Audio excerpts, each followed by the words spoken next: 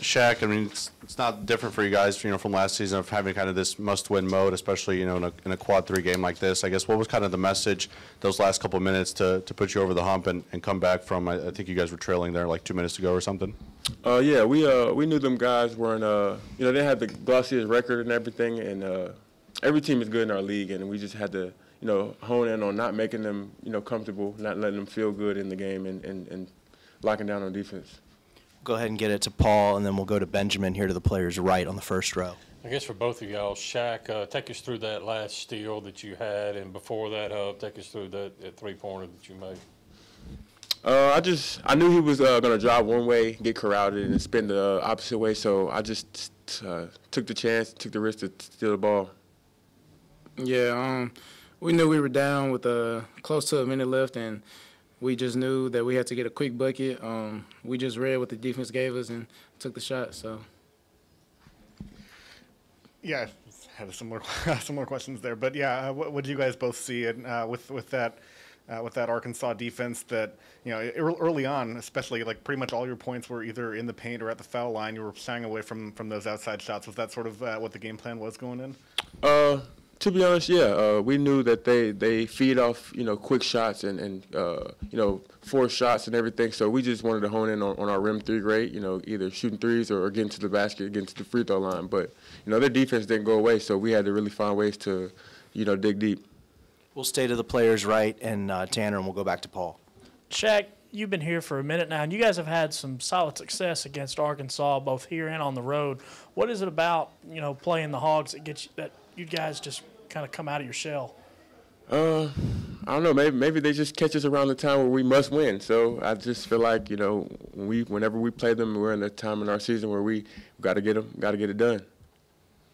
Josh, you got 2 fouls early on, and obviously fouls were an interesting issue today for both teams, and guys fouling out, and you guys were playing with foul trouble. Not against the refs, but how tough is it to play defense when they're calling it like that? Yeah, I mean, it was tough. I didn't agree with the call personally, but you can't fight and argue against the ref. They're officiating the game, and I didn't let it bring me down or anything like that. I just kept my head high because I knew these guys were gonna get it done while I was out. We're all one team and we all believe in each other. So we'll go back to the back and the cameras with Grace, and then we'll shoot it down to Danny P in the second row. Josh, when some of those threes aren't falling in the second half, what gives you the confidence to rise up and take that big shot with such little time left? Yeah, just move on to the next shot. I've always played with a lot of confidence. They instill confidence in me each and every day in practice. I do the same towards them. So I feel like just forgetting about it and knowing that you can knock it down and don't let one shot, just bring you down. Stay positive. Josh, along those same lines, I know it was tough to come out of the game early like you did with those 2 fouls, but how pleasing was it to be able to be there in the end when difference had to be made? Yeah, I mean, it was a blessing. It was an honor, to go out there and play with 4 of the guys because I go against them every day. It's so annoying, but yeah, it was fun. It was a great experience.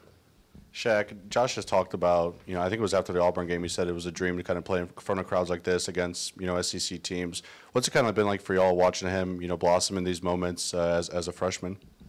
It's amazing. He's so fearless. I always say every time somebody asks me that question, he reminds me of myself my freshman year, just fearless, doesn't back down from anything and just a go-getter. Well, Coach, as tough as it was to take Josh out early in that game, how good was it at the end to have him? Yeah, I wasn't real excited about him having 2 early foul calls. I just never dreamt that was going to be the case. But we played him, a few minutes, couple runs. I felt like we trusted him and we needed him out there for a bunch of different reasons. And so we survived that, so it felt pretty good, going into halftime, surviving that situation. And then certainly he made some huge shots, game-changing shots down the stretch for us. We'll stay to the left with Steph in the first row, and then we'll go over to Justin and then to Paul. Chris, obviously, no stranger to big games in February. You guys get 3 straight, after that Bama loss. What have you kind of seen click with this team, whether it be mentally or on the court, to kind of get this winning streak going? I really like where they're at. I mean, I even said that, if you remember, when we got beat, that night and beat soundly, that I still believed in this group and was shocked that we didn't play better in that particular game, and they stuck together.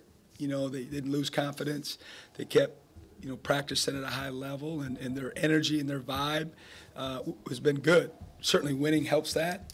You know, everyone feels better when you win. But this last week with having a week off, I mean, they were genuinely excited at practice. We had some lively sessions, especially Thursday and Friday. And so I think they're where they need to be right now. Chris, going back to Josh's foul trouble and sort of how you handle that, when you guys are getting what you're getting from the guys around him, how much easier does that make the decision for you and whether to press and get him in there earlier or take your time with those minutes? Yeah, that's a good question. And, you know, obviously with the roster situation the way it is, you know, it forces your hand a little bit. Certainly we could have attempted to try to go the rest of the half and not play him with two, but I didn't think about it too long.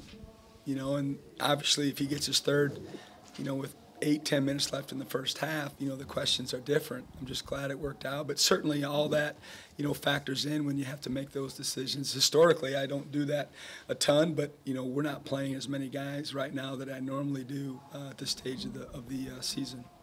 We'll go to coaches right with Paul and then Benjamin. Obviously, looking at some of your other wins in the SEC, this one was kind of a grinded out, not your best performance, but you saw your team gut out a win when they weren't playing their best. How does that make you feel as far as seeing them to get to that point to be able to do that? I feel great about how they won. That's what I told them in the locker room. Don't let anyone out there take away what you did today, because winning college basketball games is hard. And there's going to be people on social media, there's going to be people in your circle that love you, that are going to be asking you why we didn't play better. And you need to set them straight. Okay, we won against a very talented team. It may not have been as aesthetically pleasing as everybody wants it to be, but at this point in the season, you just got to win. And I'm proud of the fact that they stuck together. Our huddles were good. They found a way, and that's what it's about. It ain't going to be exactly the way you want it. Certainly, you know, I want it to come out and play perfect and, you know, get a stop every time and get a great look every time. It obviously doesn't work that way. And even though we didn't play our best, you know, Arkansas had something to do with that.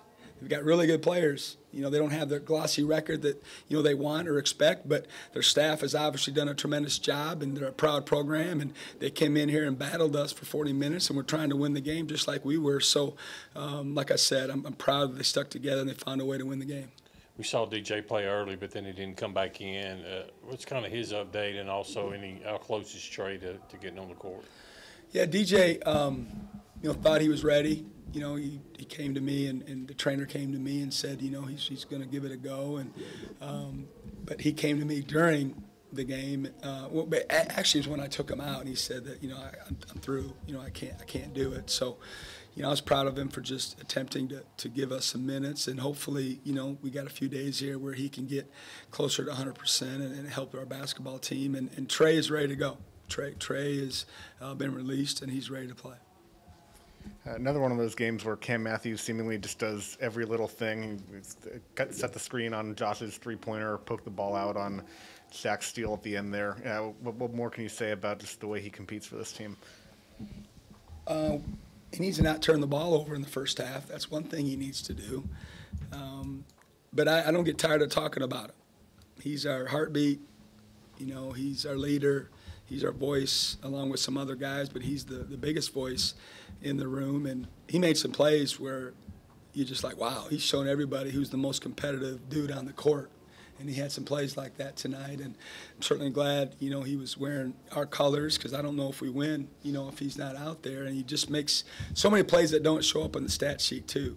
You know, he's always in the right spot defensively, and, you know, he's suggesting what we should do, and he's really grown that way, and I love that he's so bought in, and his knowledge of the game is so high. That's what he doesn't get credit for, is his IQ of the game and how to play in our system and what we need to be doing. And he's suggesting stuff all the time, and I'm listening to him because he's out there.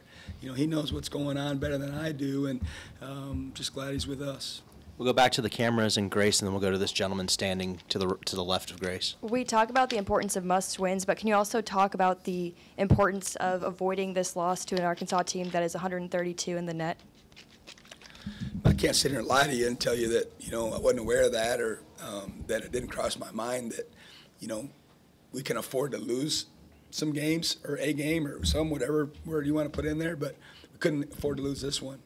And I told my friends and family that going into the game, that that's just the way it is. And we didn't talk about it as a team, but, you know, they know what's going on. You know, they know, you know, where we're at for the most part. So it was crucial. It was crucial, and that's why, you know, I was telling them, you know, don't let anyone take this away from you and demean, you know, what we did today. Coach, talk about the performance of your defense there the last few possessions that ultimately got you this victory. We were disappointed the last 5 or 6 minutes prior to the 3 or 4 possessions that ended the game. We just felt like we were too extended on the ball, and they were getting into our bodies and getting angles on us even without a ball screen, and that was frustrating. And then our bigs, for whatever reason, you know, weren't where they needed to be when the ball screen happened, and so they were getting into them a little bit, and then we weren't switching it, but we were committing to the ball too much. And so Mekhi Mitchell kept getting behind us, and they kept hitting the roller and giving us some fits that way. But I thought that at least the last couple possessions, they did a better job of it, and we were able to, you know, get a couple stops to win the game. Go to Brian, the coaches left, and then back to Steph. They had 3 players foul out tonight. You had 4 players sitting on 4 fouls. I don't want you to get fined or anything, but what do you tell your team when it's obviously being called closely and you have to watch the fouls a little more closely than you normally would? Yeah, that tone was set early, I thought, with Josh's, you know, 2 calls. Just didn't feel like, you know, it was the same physicality from the start in terms of what they allow to be played. And, you know, like every game, you know, it's our job to adjust and make sure we're on the same page. And what we try to avoid, you know, is just the silly ones. You know, the over-the-back ones, the illegal screen ones, the, you know, the ticky-tack and ones, things of that nature, and, you know, try to trust our technique for the most part. I thought in the first half, obviously, we got to the bonus first, and that was a big key going into the week, going into the game, is we got to win the free throw battle. You know, we've got to get to the bonus quicker because that's what they do best on offense, is they're top 10 in the country in free throw rate and getting there, and they shoot pretty good free throws. And obviously, you know, we struggled at times with that, but it was more just not allowing them to get a bunch of free throws. And the second half was kind of flipped, and they got there a little bit before us, but I didn't feel like, you know, that they beat us up at the line. Tolu, obviously one of those guys that was battling the foul trouble, also looked like he went back to the tunnel a couple times. Was he nursing something throughout the game? And what did you think, you know, despite the fouls and that, to kind of come out and give you guys 8 and 8 in this game? Yeah, I guess he had some cramping. I'm not exactly sure. I haven't talked to the trainer yet, but that's kind of what I was told. And he obviously could finish the game and continue to play, and I'll get into it more here when I'm through. But, you know, the first part of the game, I thought we were getting him the ball where he needed it, where he likes it. And he missed a couple that normally, you know, you would hope he would make. And I think it shook him just a little bit. And then again, they got really good size and really good rim protection. And they give a lot of people problems around the basket. And then he obviously had the foul trouble, and we couldn't get him out there. We couldn't get him out fast enough, so he ended up getting, you know, his 4th. It was a bad situation. We need to do better next time. And then he had to sit over there for a long, long time, but we still went with him, you know, for the most part, the last few possessions of the game. Got time for a couple more. We'll go down to Tanner here in the front row, and then we'll get it to Jack in the middle. Coach, this program's had some success against Arkansas, and I asked Shaq the same thing, and he said that y'all usually catch Arkansas at this kind of must-win time. What do you kind of make of that trend? You know, I haven't been here long enough to talk about trends or anything of that nature. You know, last year obviously was a heck of a win for us on the road. You know, at that point we're like, okay, we got a chance. You know, we're in the conversation of, you know, trying to get into March Madness, and it was a galvanizing win for our team to do it, you know, at Bud Walton Arena, and, you know, it was really good for us. But, you know, this year's was a different feel. It was a different game. It still had, you know, the same thing that we talked about earlier is we had to win the game, you know. So we'll see, you know, in the future how all that goes.